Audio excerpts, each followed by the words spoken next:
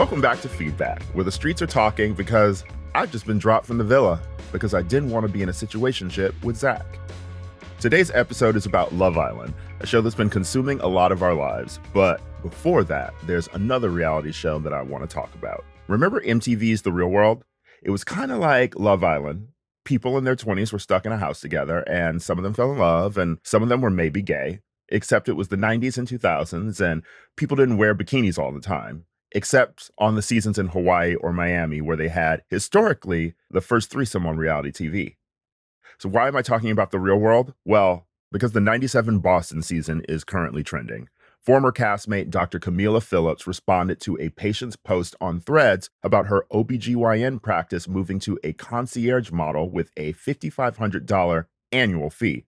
Now, I'm more familiar with Huda than HIPAA, but I don't think you're supposed to respond to your patients on social media like that, or even look them up on social media. People have attacked Dr. Camila, a very accomplished doctor, by the way, calling for her license to be revoked, which I think is carrying just a little bit. In her time on reality TV, Dr. Camila didn't really have to deal with these social media mobs that Love Island contestants endure inside and outside of the villa, but now she's getting a taste of what modern reality TV participants have to deal with. And it sucks that people's first response is fire her instead of wondering what caused her to pick up Threads instead of picking up the damn phone.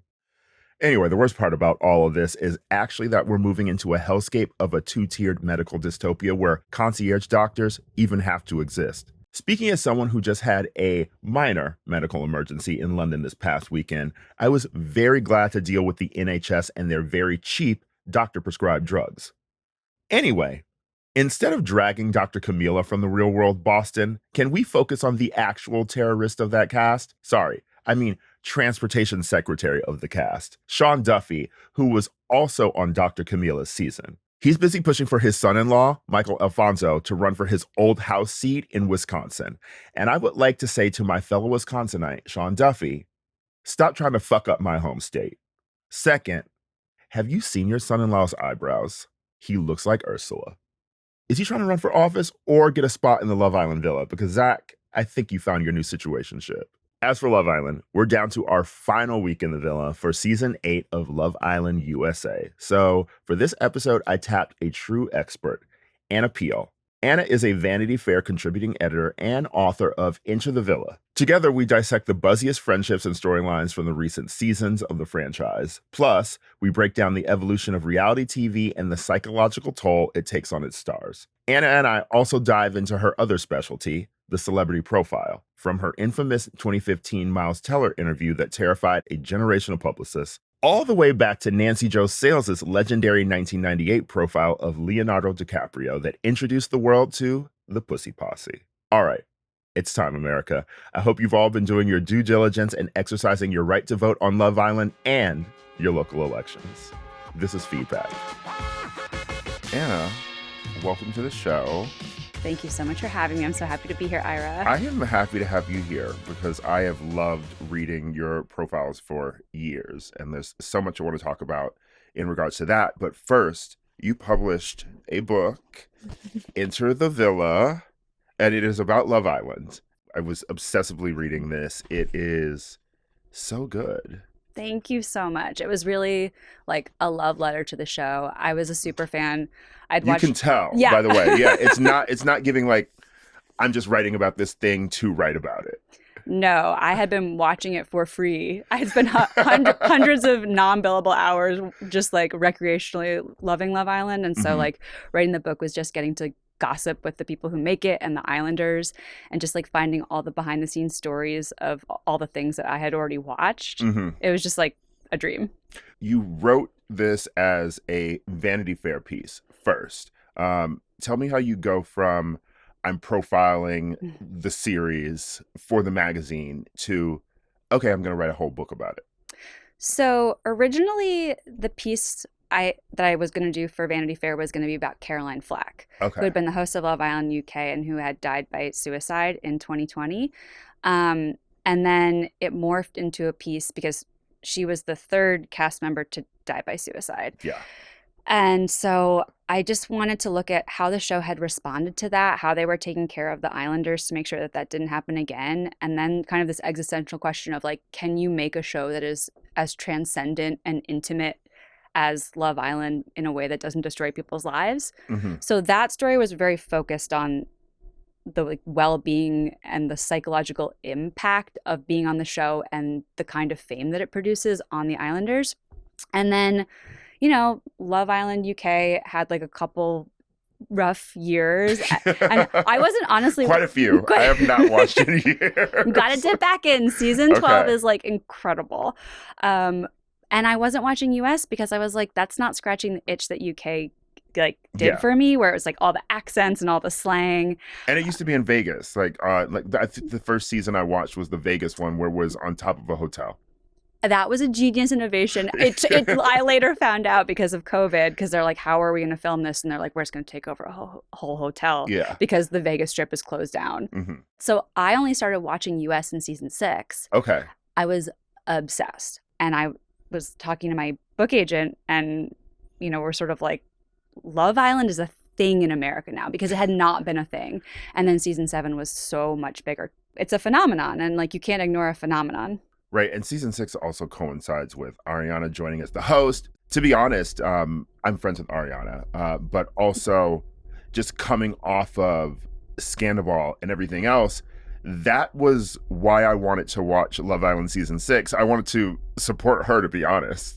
Well, she was just like the perfect host because she was like the patron saint. Well, first of all, she's a huge Love Island fan, Yeah. as you know, iconically. Yes, which you mentioned this in the book too. Like it makes her work the way that Caroline worked. I loved Caroline Flack as a host. She was really fantastic, and you could tell how much she loved these people. Mm-hmm. And Ariana loved this show. She was always watching it. Yeah, and I feel like Ariana does the same thing that Caroline does, where she'll warn Islanders. Mhm. Like she'll almost do the things that are not the most interesting for the show because she's trying to protect them. Yeah. I mean, not that they don't happen anyway, but like I feel like she just cares about them so much. Let's get into the Rob Roush of it all. He talks about having a conversation with Aaron, who won Traders and then did Love Island, Mm-hmm. about how he was wondering if Aaron was being manipulated by producers, but then at the end of the day, when he watched it, he's like, okay, but you also just did this, Mm-hmm. So in talking to the cast members, how do they feel about being prodded, I guess, by producers, but then also having to own the things that they do? They'll say like, oh, like, why don't you go talk to the person? Like, why don't you kiss them? They were encouraged to do stuff. Mm-hmm. And certain people feel like, like you mentioned Aaron. Yeah. He's like, I'm a person who can be easily influenced. Yeah. And so it's sort of like, it begs the question like, okay, well then maybe you shouldn't have gone on the show. And that's both the responsibility of a person to say like, is this going to be a good thing for me to take part in this? But it's also the producer's job to say like, can this person handle this experience and what's going to happen from it? And in the UK, 40% of people are eliminated during the psychological process. Okay, wow. That's so interesting to hear, because I feel like that is a question I'm always having with watching Bravo, for instance. Mm-hmm. Particularly now that there's racial issues on Bravo too. Yeah. It always begs the question, at what point do you not have sympathy for them experiencing what they should have maybe expected to experience on the show? Mm-hmm. But then also, what responsibility does a producer have to try and make a show better for people? Well, I think that a lot about this with when Bravo started integrating the casts more, because they used to be like pretty much, which I hate. I'm just going out and saying it. Some of it works for me. Obviously, I love Sierra, I love Mia, I love KJ on Summer House, mm-hmm. but like Garcelle on Real Housewives of Beverly Hills just never really worked for me, you know? And sometimes the integration of these shows feels like we're creating something for the viewers instead of letting the viewers into a world to experience it. Real Housewives of Rhode Island, for instance, we're entering a world and we are meeting these people. We sure are. When you're integrating a show specifically, it feels like you are like pulling the strings a bit too much. Conversely, like Kim Zolciak on Real Housewives of Atlanta, like Nene suggested her, that felt organic, something like that can work, but I feel like they have to be part of the friend group. Well, the best Bravo shows are the ones where there is a natural friend group and there is a history. And I think that's why, like, Rhode Island has taken off with such a bang. But like Vanderpump, like real Vanderpump, OG Vanderpump. But yeah, and it's also like there's a thing that happens whenever there's a new cast member. The fans are always so, like Brian Moylan has the like 5-episode rule before he judges anybody. But like fans are very resistant to new cast members. So I think and then especially when you're bringing in somebody who's not a natural member of the friend group, and like it's sometimes the only person of color, and then the cast is like, well, we don't like them because they're new. Like it's like everything's on this one person, and we see it again and again. Like we saw it on Dallas with Dr. Tiffany Moon. Yeah, it's just like it can be hard too, because I think one instance of this is Gertie on Real Housewives of Miami, right? And it's watching the show, I can see she doesn't fit in with these women. It makes sense for them not to hang out with her, be friends with her. And you could see once Dr. Nicole left, why she no longer had sort of an anchor of someone she actually hung out with, And then it brings up the question, so are we casting people in the way that it feels like we hire people to work at companies, like do we have like a diversity quota? Do we have sort of this need to make sure that there's like an HR, that people are actually being taken care of on these shows, as opposed to we're setting up cameras like the old Real World adage, what happens when people stop being polite and start getting real? Yeah. It doesn't feel real when you are making sure all the boxes are ticked. No, and like that's something that has come up on Love Island a lot, where people said like I felt like I was ticking a box, and it's like it's one Islander of color, it's like one East Asian Islander. It's not never a male Asian Islander, by the way, on USA. They're never in the first batch. They did have someone in the opening lineup of UK season 12 who was fully of East Asian descent. And she was the first one kicked off. Like, you need to cast people who are attracted to people who you're bringing in. And the same way that you have to have a friend group, you like some of the women have to not be racist if you're going to bring in a person of color, or it's not going to work. So I want to ask you about that specifically too, because you're talking to all these Islanders, you're talking to producers.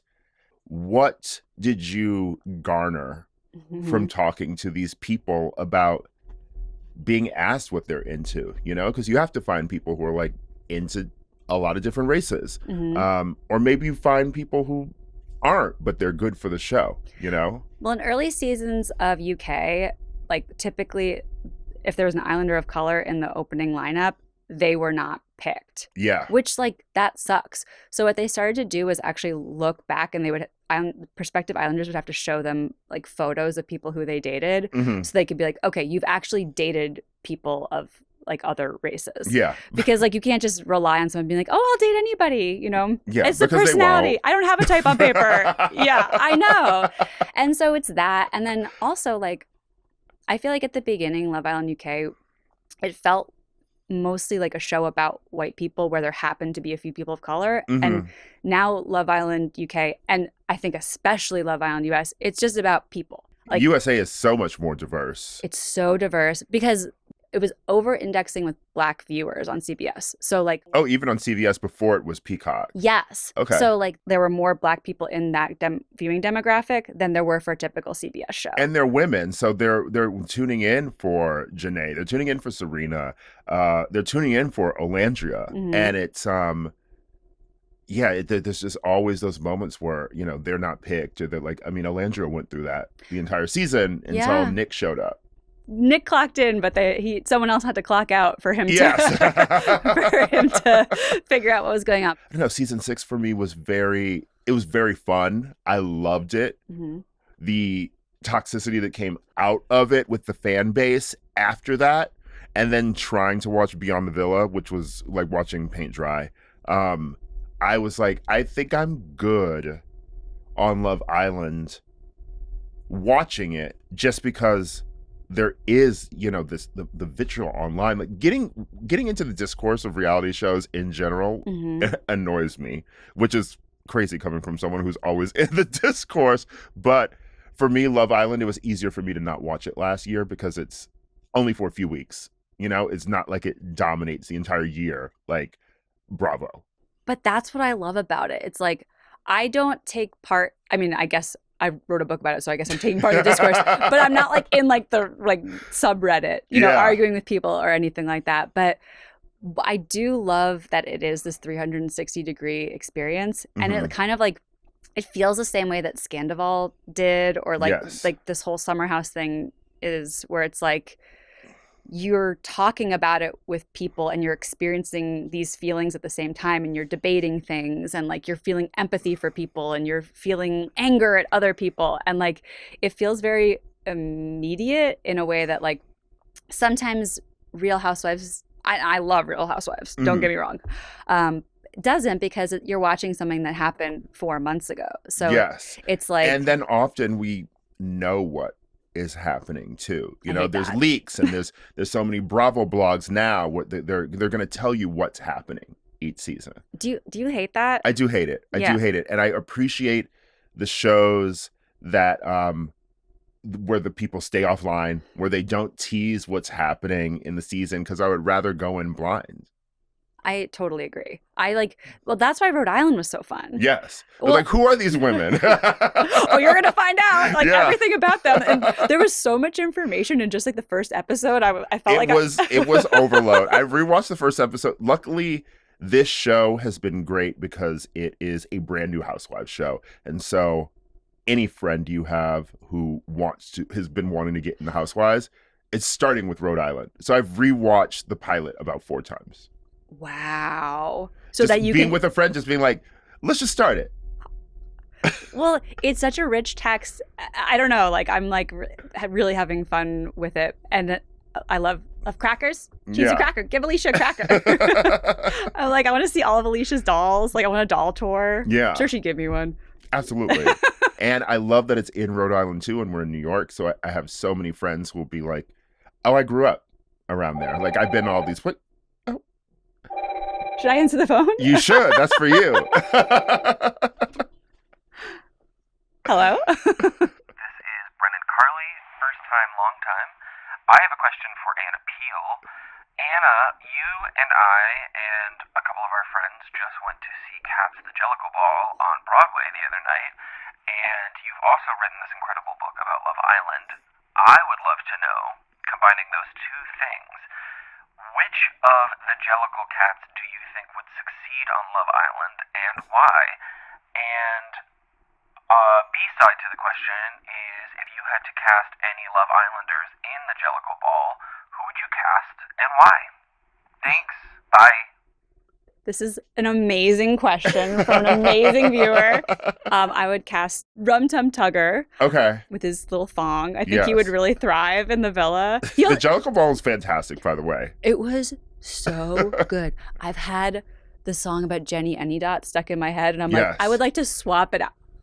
I started sobbing during just the opening song, the Jellicle Cat song, and I was like, why am I crying? Okay, I was very concerned as a person who generally doesn't like cats, but I do love Andrew Lloyd Webber. Phantom of the Opera is one of my favorite scores ever, and I used to work at the Majestic Theater when I first moved here. Wow. Yeah, so I've seen it a lot of times. Wow. But then the movie happened for Cats, and I was like, I can't even get in on the camp factor of it. It was just painful to watch.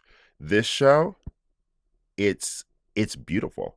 It's so beautiful. I love that they changed the story. I love that they're not literal cats. I love that cats are now like, it's a metaphor. Yes. And I just like loved all the ball stuff, and like it just like the homage it paid to like the ancestry and the history. It's just like, I don't know, it was very moving, and I just like loved it so much. I loved the guest judges. We had Simone from Drag Race. Oh, okay. And Kevin McHale from Glee. And I was like, he's uniquely well qualified for this because he's been in the background of 1,000 like performances, like just listening, like in a really like, positive way. But yeah, so I would cast him. And then I think I gotta say Huda. No one moves like Huda. So. I mean, listen, feline-ish behavior is what I would describe. I do not think she makes it to the heaviside layer, though. I thought she was going to make it to the heaviside layer on this season. Like, I voted for her twice. Things went really off the rails, and I was like, okay, they're going to dump her because, like, nobody wants her around. And then they just kept saving her. And then I was like, okay, like, we're setting. And then Megan Thee Stallion came in and, like, gave her that pep talk. And then she did the twerking challenge. And I was like, okay, this is like the Huda redemption arc. I was like, this is like happening. Mm-hmm. And then no heavyside layer at the end. No. It was a rendition of Moon River. That was pretty iconic. Maybe not ready for Broadway. But. Yeah. I want to ask about how the book has been received so far. You know, I do remember Leah Katab's response from the initial article, where she excitedly shared bits of the article, and then she felt like she was, misrepresented and used. So what was it like hearing from Leah? And I assume you've probably heard from more of these people. Yeah, PPG fans are very vocal. Okay, yeah. Very They'll vocal. find you. And they did. I mean, Leah's like a hero of the book. So is Serena. Like, PPG is like all due credit to them. This book feels like a love letter to Leah. Like it positions her as, rightfully so, the most famous person to come out of the series. I feel like until Olandria came along, it was her, and like Olandria's just like the next year. But Leah, I think, has more followers than her, even if not the same cultural impact as Olandria. I agree. Yeah. Yeah. I mean, Olandria is like going to the Golden Globes. She's crossover. She's crossover. Leah is the ultimate Kardashian model of, I'm just being myself and I'm getting paid handsomely to do it. Mm-hmm. Olandria is giving, I am crossing over into celeb world, sort of what we saw with Ariana a bit too after Scandival, but it's sort of like the new version of, I guess, a supermodel. Yeah. I think Maura's done it too now. Yeah. After Traitors. I think people were just confused because I think they did think that it was an article about season 6, and Leah was like, well, it's not correct because it leaves out Serena and Janae's contributions. Yeah. And I totally get that. If there were an actual, like, just an article and not an excerpt of a full book, and they were saying, oh, season 6 was like great because of Leah and Rob, and it didn't talk about PPG and Serena and Cordell, that would be a wild article. Of course. But then another excerpt came out in Bustle that was just about, Serena and Cordell and PPG. And then I think people understood. And of course, when you read the whole book, it's like, it's all in there and everybody gets the credit that they deserve. Yeah. I want to talk about Leah's partner in crime in Love Island, Rob. First of all, I'm sorry, I love that man. I love Rob, and I loved him on Love Island, and then I loved him on Traitors. What is so interesting to me, actually, in your interviews with him is he does not come across at all how I expected him to come across, because there's a moment where Rob just talks about how much the show was getting to him, how much he was crying, just having to play the part of this show really got to him. But when I was watching it, I felt like he was playing the game. I felt like he was playing Survivor. And then I was not shocked when he won Traitors, because I had then seen him do an interview where he said he loved Survivor and would love to be on that. And I was like, well, of course, that makes sense, because you played Love Island like a competition show. It is a competition show, but so many Islanders don't come to the show to play the game. And he played the game excellently. But Ira, I think that he played the game by like only doing what he was driven to do. Okay. Like, he went after people he was like, playing the game would have been staying with Leah and winning the show. If Of they had gotten course. together at the beginning, I think they would have won.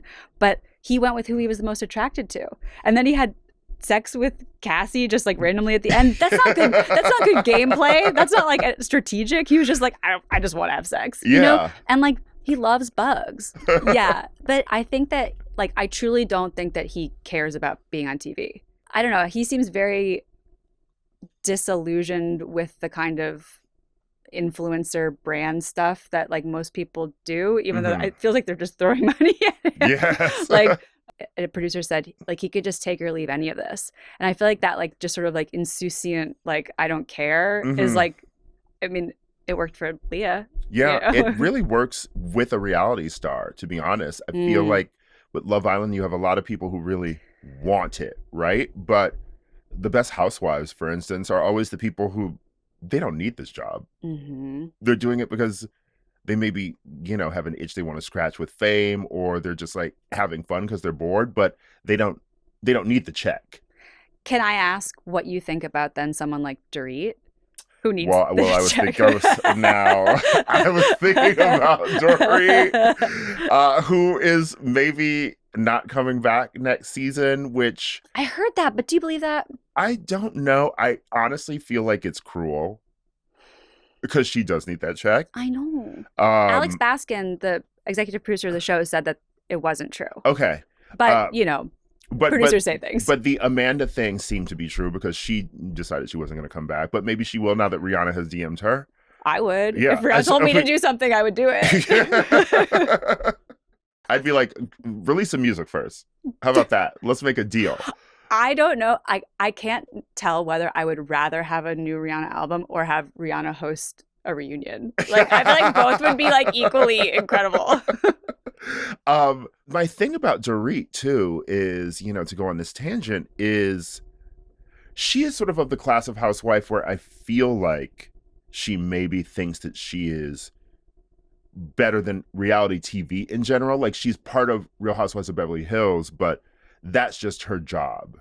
Yes. And other housewives, even Kyle, they've done other reality TV shows. Like, they've done a competition show or they've done something else, etc.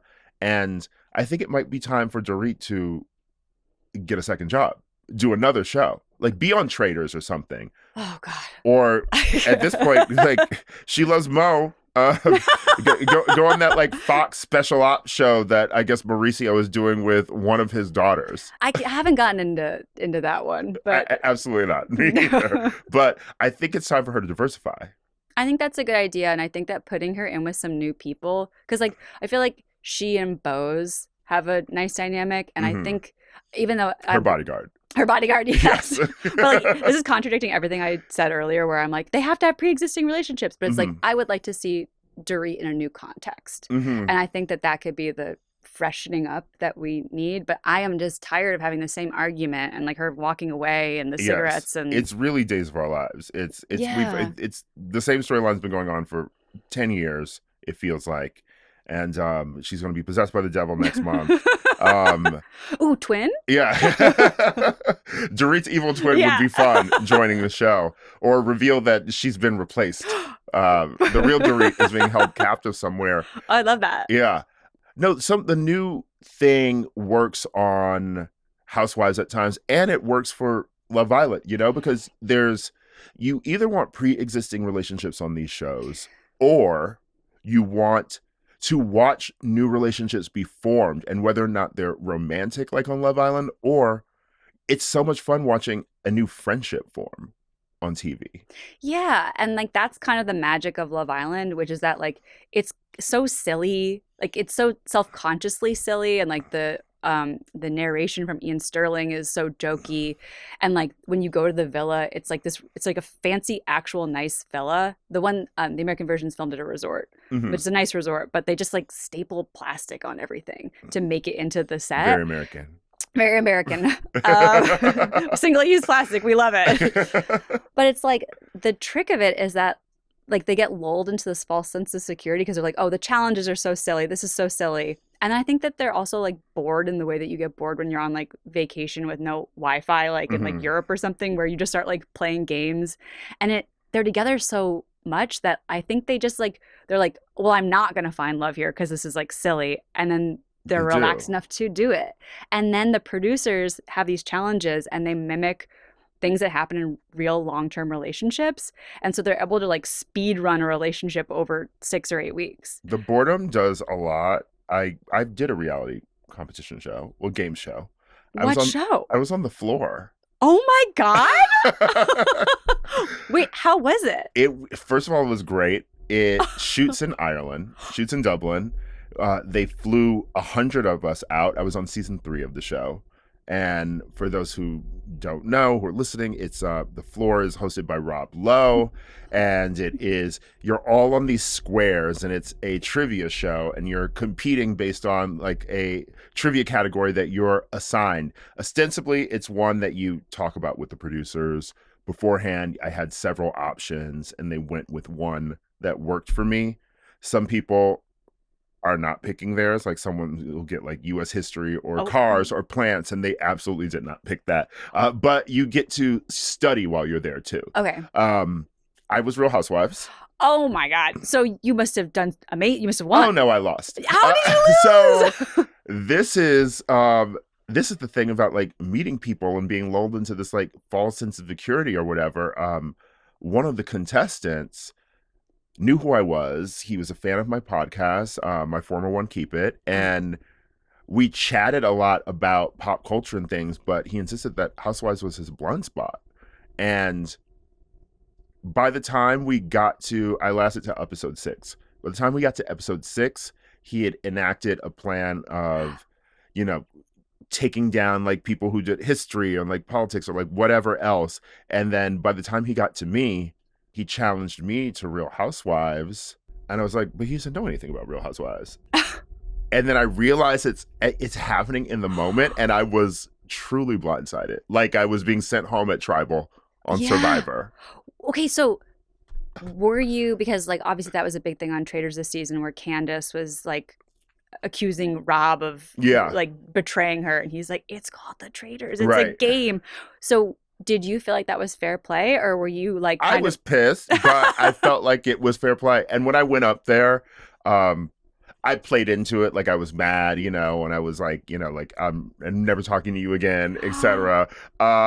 You Mora'd him. Yeah, I did, you know. But what's interesting is, you know, there are the psychologists on all these shows. Mm-hmm. Like there were psychologists for this when you're eliminated, and they wanted to make sure that I was okay. And for me, I've been on television before. I have a career. It was just fun for me, you know? But some people were devastated and like couldn't even like do the pickups. There are a bunch of things about gambling that I feel like are analogous to reality TV shows. Mm-hmm. And it's like people think, okay, if I'm winning, I'm going to keep winning. Yes. Or if they're losing, they think, oh, I'm due for a win. Yeah. That's not how probability works. But it's like I have to keep being here so that I can get out of the hole. But it's like, well, in all likelihood, you're going to get further in the hole. Yeah. Even if like intellectually, you know, okay, I'm going on the show, I might lose. Mm-hmm. Like that's not what you think. You're really thinking I'm going on the show, I might win. Right. And you're spending the money in your head. And do you watch Top Chef? I watch Top Chef, but I have not seen the last 2 episodes. Okay. There's a surly contestant on the show who gets into an argument with the producers and asked to see like the rules for one of the competitions, and they give him the rules and like break the fourth wall of it all. And it's seeing stuff like that is crazy to me because on the floor, when you talk about the probability, right? The whole way the floor is played is it's the randomizer, and it picks, you know, like squares, and that's how it determines like the matchups are going to go, unless you are picking someone to battle because you've just won. Mm-hmm. This person won like a couple really good things, and then he went back to the floor and he was like, okay, I'm set, you know, like I can glide like towards the finale or something or whatever. But the randomizer kept picking people around him, and when he was finally eliminated, he got mad. He wanted to talk about the rules. He was threatening to sue Fox, etc. Not thinking about probability in the randomizer. It's like, one, these shows can be sued. So Yeah. it is random. But two, if you're taking up places on a board, the more spaces on the board you get, the more chances that the board's going to light up next to you. You know? I thought this guy was smart. Didn't he win It was wild to see someone just sort of like have a meltdown like that. And when you talk about protecting people on these shows too, because I know you did the Reality Reckoning article too, one of the wildest things in filming the floor was like a stand-in appeared at a certain point, and then someone was just moved around on the board because one of the contestants had been sexually harassing a woman in front of him, like making comments towards her while they were taping. Ugh. And so he was just removed. And we found out about it through, the word on the street. Like people were gossiping about it later. But yeah, it was weird to see that happen too in real time. Like this person's just, they're gone. I mean, on Love Island, if somebody does something, they'll investigate it. If they see it on camera, you can just take someone out. Mhm. Like somebody did something vulgar in season 5 to Molly May. Yeah. And you don't do anything to Molly May. Yeah. And so they just like yanked him. But then like obviously with Sierra Ortega last season, she had used a racial slur in a story. And so like, they had to verify it was real, and it took a couple days according to the timeline Ariana gave me. But Yeah. like, they got rid of her. It's like you don't just keep someone around like if they're going to cause harm to the other people in the villa or to the viewers. Or it's funny, like that's something that's just unacceptable. But then there is behavior, like some of like what Huda said. She called Jeremiah out of his name, and like she called him like a pussy and a bitch, and she's like yelling at him, and like that kind of behavior like is allowed. And I think about this on Real Housewives all the time, right? Yeah. Particularly on Potomac, when Mia threw a drink in Wendy's face.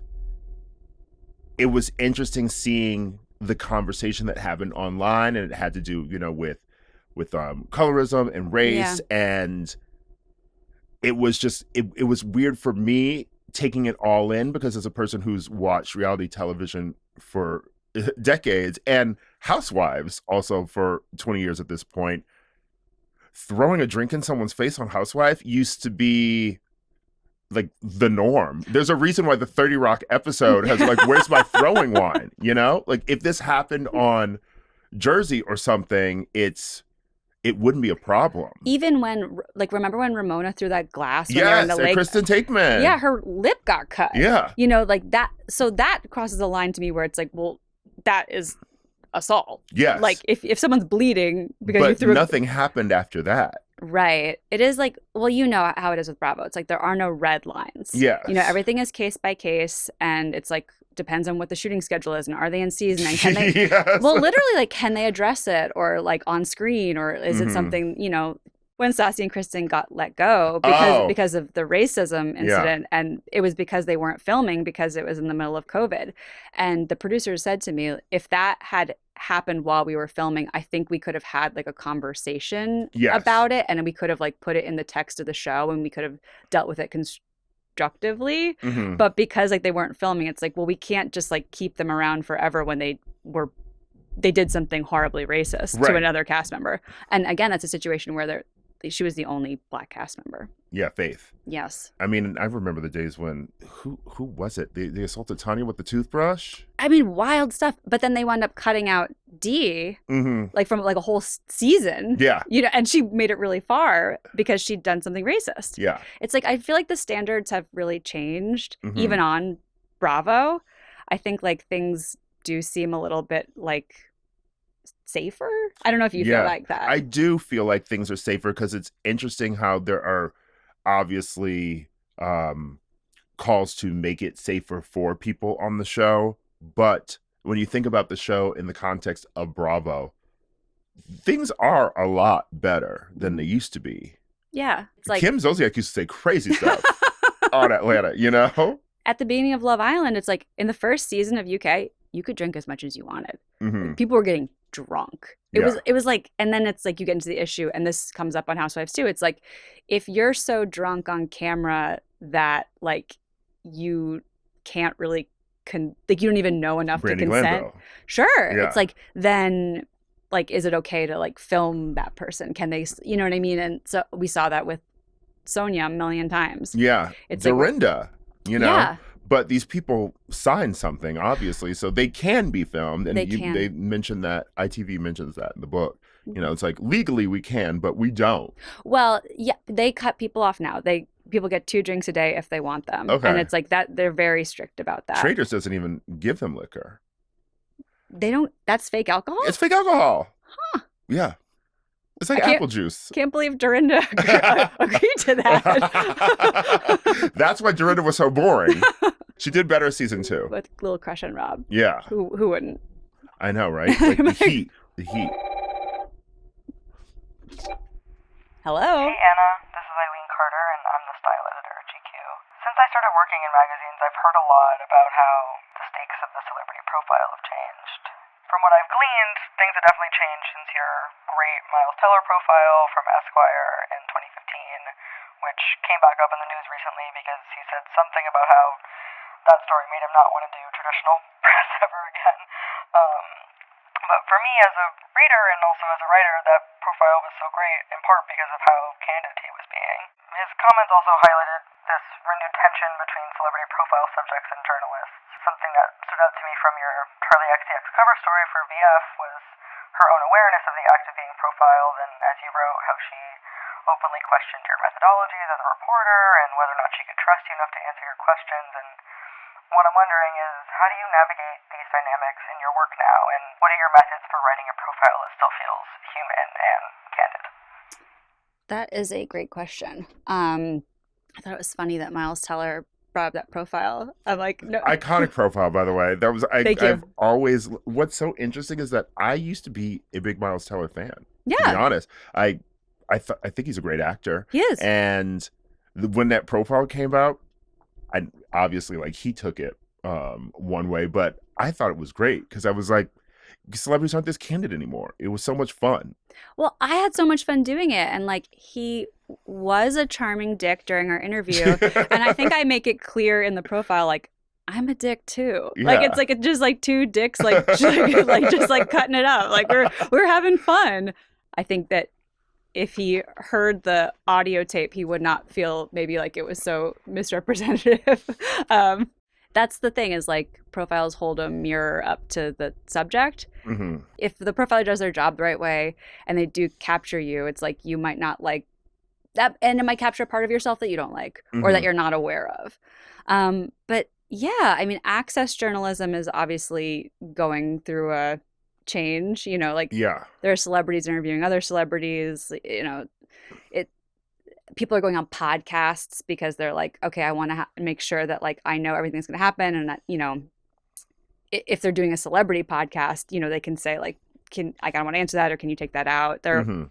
as you know, Miles mentioned, he was like, oh, like that wasn't in context. And it's like, when you have the podcast, you have the full context. So it's Right. like basically the entire conversation, you know, less edits. Which is wild because I think, and we'll talk about this, the Charli XCX Vanity Fair, which I loved your profile. Thank you. I mean, because Charli is one of my faves, and I thought this really captured her. She mentions, you know, being self-conscious just because what's the Daily Mail going to clip out from the interview? And even with the context of a podcast, right?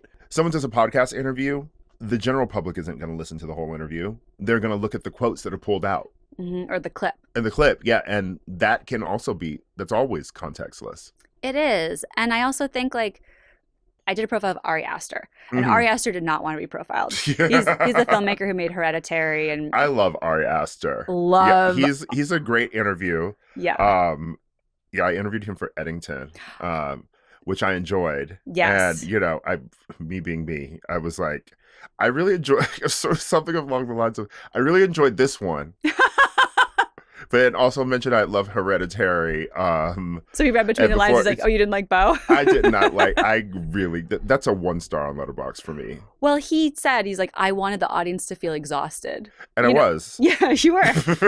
But like that was one where he was like, he hadn't been profiled before, and so he was very reluctant because he's like, how will I be interpreted? Yes. And so I think that turned out really well because like it was kind of this dance between us where I was trying to extract information and he was like trying to guard it, but he never left. So we were able to kind of like have this dance, and I think that's the kind of the tension of the piece, and it's really fun, and I think it is really revealing of him.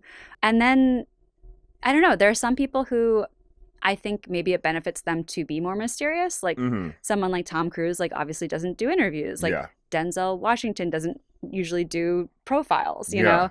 And so like I do think that there is like an enigmatic quality to certain people, or maybe people don't want fans to know who they really are, or maybe they don't know who they really are. But then there are stars like Jennifer Lawrence. There was an amazing Gia Tolentino profile of her. I love that profile. Yeah, it's incredible. And it's like she's telling her everything. She's talking about the boob job she's going to get, and like how she felt about, you know, like postpartum and being pregnant and all these different things, and being a movie star and talking it through. And it's like, if you're the kind of person like Charli XCX or like, you know, Jennifer Lawrence, who can engage and actually have a conversation, then I think it really benefits you to be examined in that way. I think that some people want to control everything, and that's okay. And they can, you know, just do podcasts, or they can just put out Instagram posts. But as you said, you still can't control how it's going to be received. Yeah. And so I think that if you're a talent who trusts in yourself, and like you are okay with the world seeing you how you really are, then to engage with a writer or reporter who you trust, like who can gain your trust over the course of your interview and your time together, I think that's what is really special for their fans, because they get to see a side of them that they didn't know, and they get to know the real them. I think that pinpoints what a celebrity profile should really be about. You know, you talk about like a Denzel who doesn't do them, Tom Cruise doesn't do interviews, and I'm sure maybe there'd be someone who gets like a really good like Tom Cruise interview, you know, like a profile or something. But it's also, if these people don't want to do that and they haven't done it for years, I just don't see the benefit of them being the kind of celebrity who you'd want to interview. You know, I mean, you want someone like, what I really love in this Charli profile, how many profiles do you have where you can feel like the person being very self-aware in that almost reality show way? Like, she knows the cameras are there. She knows this is here. She's so much more aware of how she's going to be perceived. You know, when she's like, I don't think people will forget the Brat era, but, you know, it's not fucking new wave, you know, because she's like, everything she says, she then throws in a caveat as well.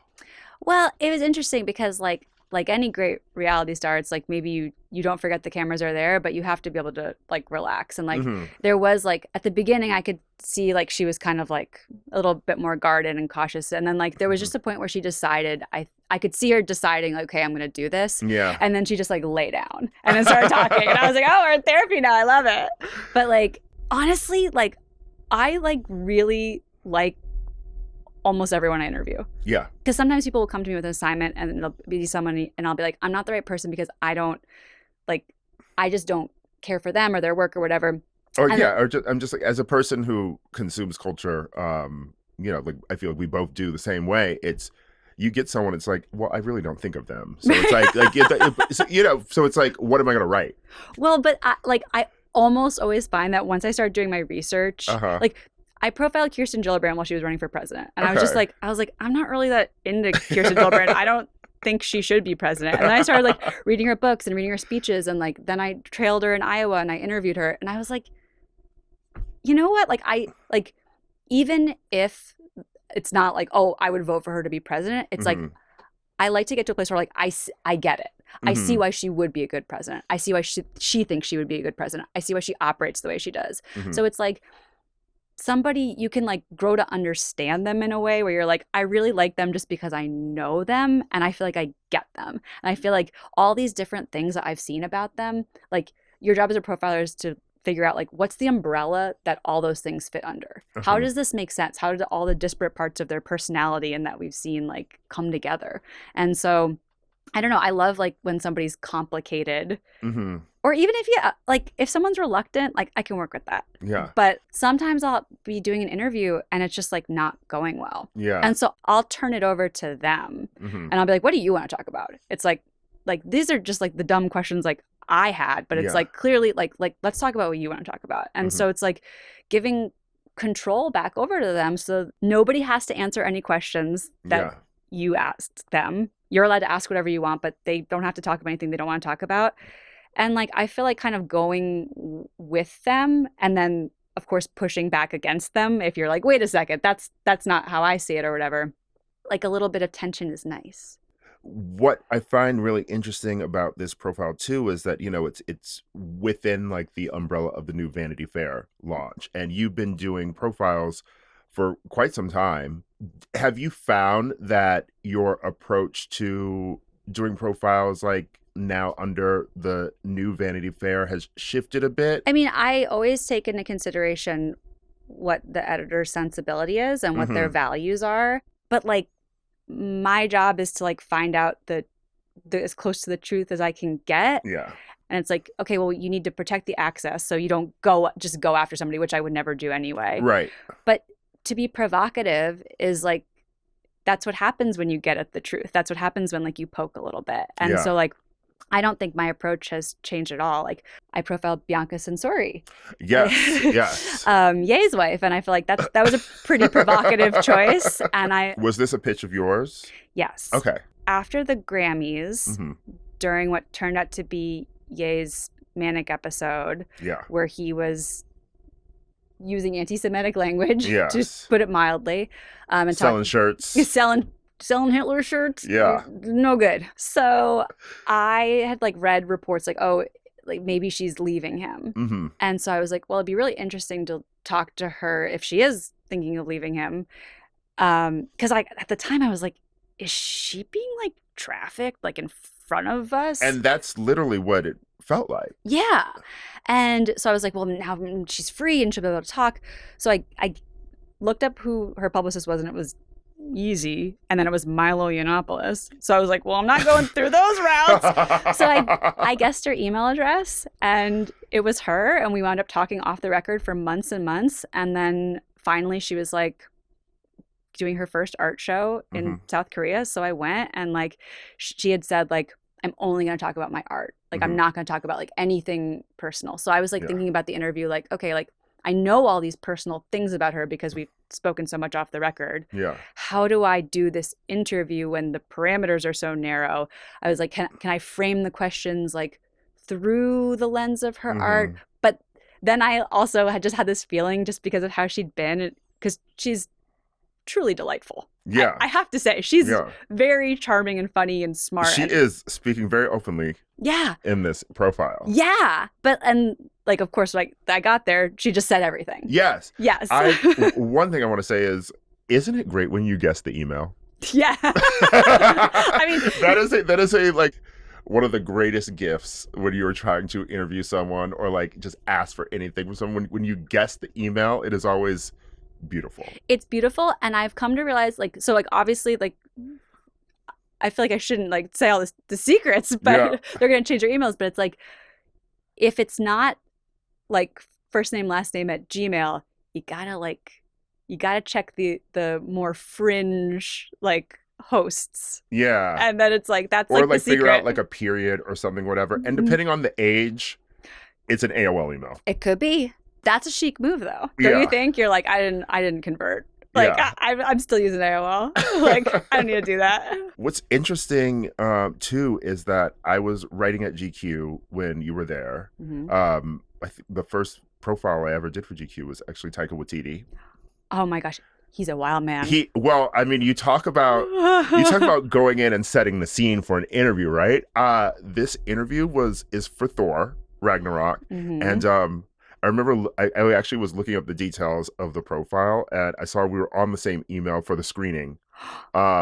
Kevin was sending us like info Wow. for screening. So I think we were at the same screening. That's so funny Yeah. because I was doing an oral history of Jeff Goldblum. Okay. So at the same time. So wait, so tell me about Taika. So Taika, this interview was at the Chateau. Oh. Wait, so was my interview with Jeff. Oh my God. That's weird. Okay, they sorry. must have just been there for like the premiere and stuff. Yeah. But it's in the morning. Yeah. And it's so great just going to his hotel room at the Chateau and he's like drinking bourbon. I walked in and it was immediately chill and it was like he's just there to like have a good time and chat with me and it was great.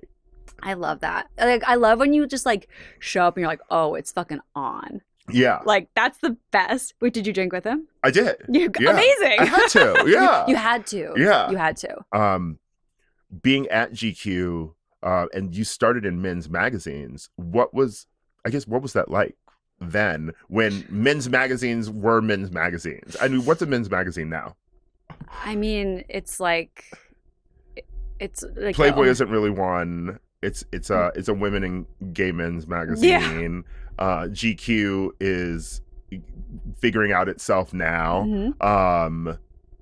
Esquire, I always forget that Esquire exists. I will say, which is crazy because I'm like, but also it was never for. It always felt like it felt like older GQ. You know, I read Details and I read GQ. Oh wow! In high school, I was obsessed with Details. That's the magazine that I would love to come back because it was the gay magazine that wasn't gay, and then later they were like, yeah, it was gay. It was like but it was downtown New York, and I think I'd said this to Mark when I met him about like the Vanity Fair rebrand. I just felt that like magazines used to be, especially for someone who grew up in the Midwest. I would read these New York magazines and I would either look up the writers or like think about like or read like stuff that they're writing about because they're writing about celebrities and stuff, but they're also writing about New York culture. And I just wanted to be there and be a part of it. And I feel like when magazines started getting less cool and everything and stopped being essential to read, it's when they stopped being like these aspirational things where someone is reading it not in New York City, not in LA, and they're like, I need to go be a part of this. I totally agree. I feel like a magazine should feel like it's like your cooler, older friend and they like know everything good. And like, you're like, well, so what is the place to eat? Like, what's the place to do? And then like, it's like, oh, like they hung out with like Charli XCX. That's so cool. And then you read about it and you're like, what's she really like? Well, that's why we like Substack, right? It's why we liked BuzzFeed initially.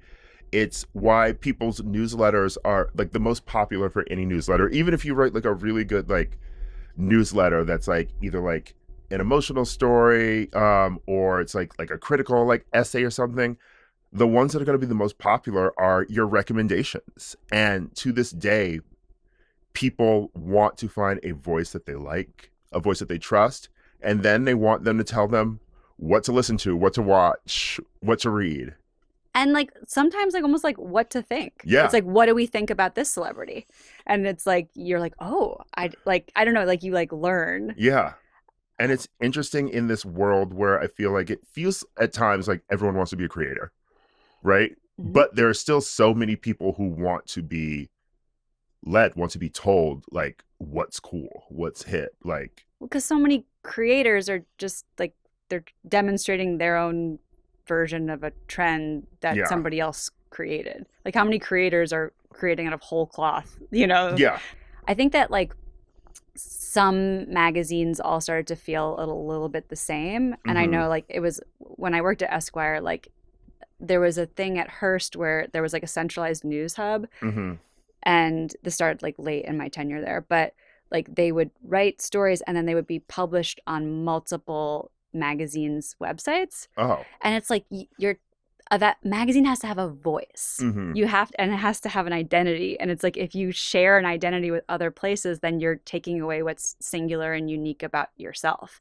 I feel like things are moving in a direction where they're realizing that that's not profitable. No. Like I don't know that they're going to do the right thing for the right reason, but I think that they're going to do the right thing because like it's where the money is. Well, how do you feel that the internet even changed that? Because I feel like once you had to start putting multiple stories out a day, are you going to be able to maintain that voice? Well, but I also feel like the magazine's voice is like it's like a chorus, Mhm. right? So it's like there is like a house voice, which is like, the display copy that's on the cover and like, the headlines inside and like some of the front of book stuff. But it's like it's the blend of voices. So I feel like you can have like Ta-Nehisi Coates writing Yeah. for Vanity Fair. Like that's not maybe like the typical like standard Vanity Fair voice, but like as a voice in the chorus, like as a soloist, you're like, oh my God, this is amazing here, Yeah. even if it's not the same as, the royal coverage or whatever. Yeah. But that feels, like classic, like 80s, 90s Vanity Fair, So chic. like smart. Yeah. It's supposed Yeah. I feel like what I really want is for magazines to be chic again. Yes! I love going to like Casa magazines and just who created this and who is working at this magazine. Right. And it's like 8 inches thick and you're like, Right. the paper stock's really good. You're like, what is this? I love that stuff. Honestly, celebrities who don't want to do profiles or things, right? Have you noticed that like there's always like a big celebrity who's doing like issue 2 of Wall Plug magazine. You've never heard of it before. Well, that's what Rihanna does. Like, I feel like, because if they can get an amazing photographer Mhm. and it's like the interview lift is late, then it's like, okay, like I can influence the creative direction or I can get some beautiful photos out of this. And so there's something in it for them. And that's like the thing is like, that was the access question that we just had. It's like, the celebrity has to think like, what's in it for me? And it either has to be like, I want to be associated with this brand. I want to be on the cover of Vanity Fair. That means something to me.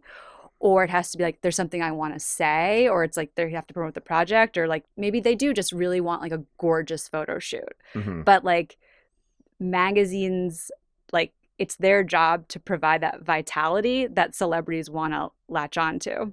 Because we are in this space where celebrities don't really need the magazine. They don't really need us because they have fans. They have acolytes who'll do the work for them. But does it feel like that is shifting a bit? Because I feel like fan bases and everything, they're becoming fallible. I think that you can't really.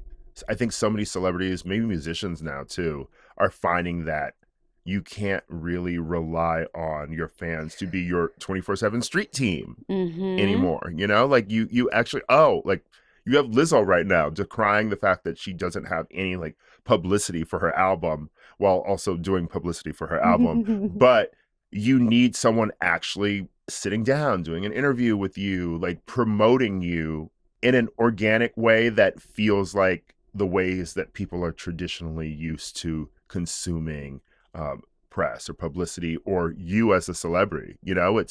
I think people are sick of someone's fans being the only people promoting them. I agree. And it's like, I think doing press can be generative. It's like there can be an iconic moment.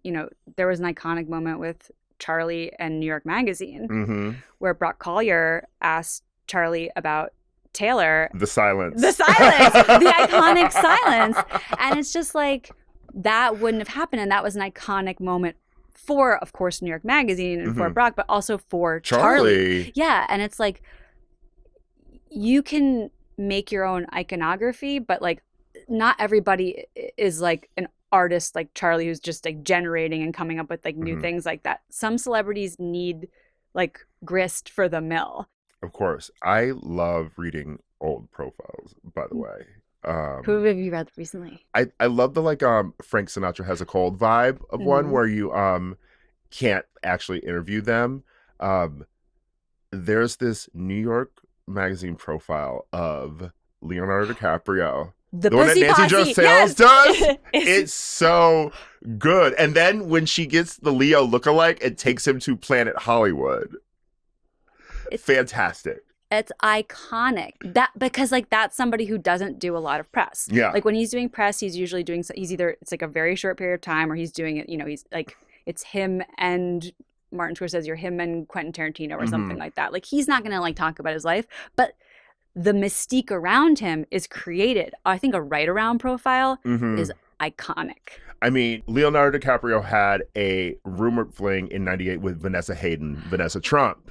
And in high school, she was dating a gang member. And the whole profile is she's been hanging out with him at parties, right? And Nancy Joe asked Leo's publicist. Leo's publicist has like so many quotes in the profile, and the publicist is just like, they didn't date. Which that tells us everything we need to know. Everything. You know? They hung out. Yeah, they hung out. Yeah. And one of my favorite moments in it is there's the Pussy Posse, obviously. And one of my friends, Joshua John Miller, was a part of this when he was younger. He was part of the Pussy Posse? Yeah, because he was in Teen Witch, and That's so cool. he was in Teen Witch, and like he was friends with them. He was in that circle at the time. There's this shady moment from Nancy Joe where she mentions everyone's careers at the time who are in that orbit and sort of how they are not blowing up the way that Leonardo did. And I asked him about this. I said, I found this profile from the 90s, this write around of Leonardo DiCaprio. It mentions you. He was like, oh, Nancy Joe. Yeah. I ran into her. We had a fight about it. And now we're really good friends. Well, I love that Nancy Joe will like get into a fight with a subject. Like Nancy Joe is like in the firmament. Yeah. Like the Mount Rushmore of celebrity profilers. Where would you ideally love like celebrity profiles like to go? You know, what do you think maybe they're missing that they used to have that you'd like to bring back? Or is there something that you just always have wanted to like try with like a celebrity profile that you haven't been able to? I mean, this is, of course, always the answer, right? Like, more time. Yeah. But it's like to find somebody like Matthew McConaughey, like, who would, like, is the right person who, like, actually would let you do that. Yeah.